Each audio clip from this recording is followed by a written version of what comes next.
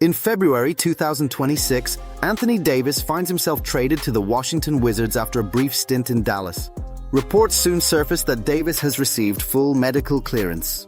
Whispers begin circulating around the league. He is considering a buyout to make a return to Los Angeles in time for the 2026 playoffs. But there is a major obstacle. Davis is owed $54.1 million this season. For a buyout to materialize, Washington would have to agree to absorb a massive portion of that contract and release him into free agency. Historically, that kind of move is rare for a player commanding that level of salary, unless the franchise is committed to a full rebuild and shedding payroll. Without a buyout, the only realistic path back to purple and gold is a trade. And to match $54 million in salary, Los Angeles would have to send out significant pieces. The first names that surface in trade discussions are familiar. Rui Hachimura, with a contract at $18.3 million, is a plug-and-play forward who fits on nearly any roster. Jared Vanderbilt, in the $11 million range, offers similar salary ballast. It would likely take 2 or 3 contracts to reach Davis's number, especially if the Lakers refuse to include Austin Reaves.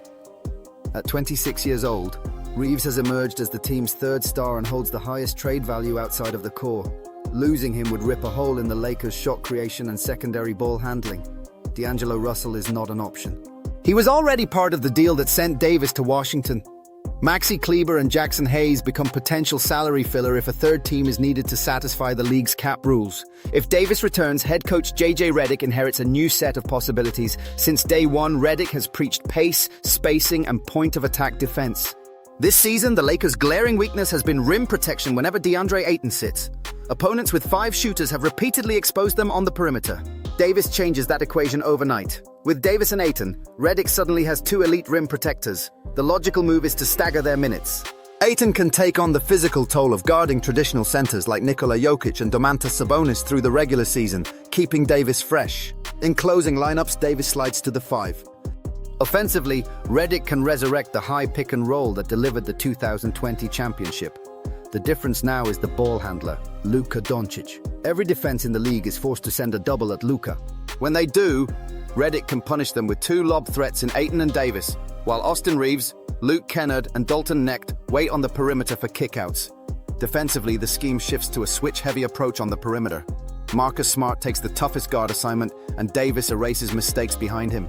The drop coverage that defined 2020 returns, but with more aggressive weak-side rotations thanks to a more athletic wing group.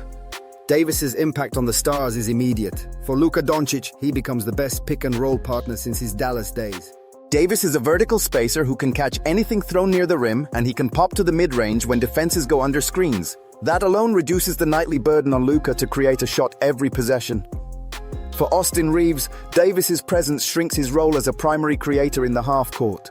Reaves can shift into a more efficient job attacking closeouts and operating as a secondary ball handler. He no longer has to manufacture shots against set defenses because Davis will live in the dunker spot. For LeBron James, the benefit is perhaps the most critical. At 40 years old, LeBron no longer has to log minutes at center in the playoffs. Davis allows him to return to forward, conserving his body. LeBron's off-ball cutting, dormant in recent years, comes alive again with Luka and Davis as passers.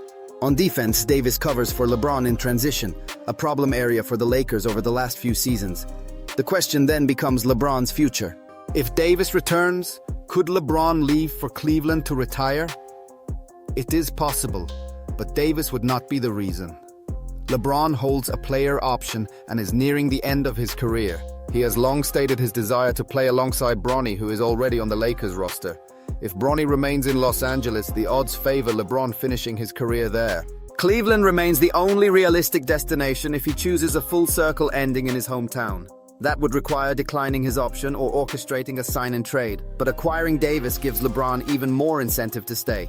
Los Angeles would once again be a true contender. The only scenarios where he leaves are a re-injury to Davis or a front office decision to rebuild and move LeBron while he still holds value. As it stands, a championship run with Davis makes a Los Angeles retirement the most likely outcome.